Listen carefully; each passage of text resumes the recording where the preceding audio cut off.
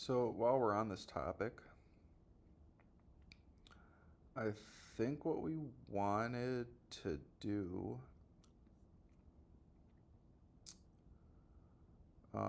was we wanted to look at how the sectors did, right? And I said I'd do that in another video. Um, I think what's going to happen is, the screen is just going to continue to pick up on whatever's doing well in the economy. And there may be a way of pegging that to, what other things are going on. So for, say, example, you may want to take, the 2012, and then you might want to look at what the sector rotation was then.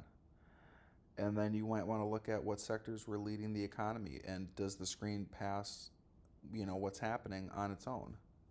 And then, do the same thing at these, transition periods and the recovery periods and each expansion period, and just write it out on a chart. So say, for example, here's what we just looked at.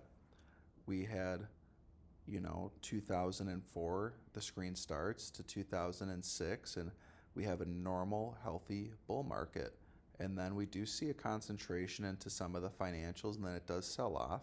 So I think that, when we see that large concentration of financials is when we may want to shift into our 60/40, going into the sell-off, and when the death cross confirms, we go down to 50/50.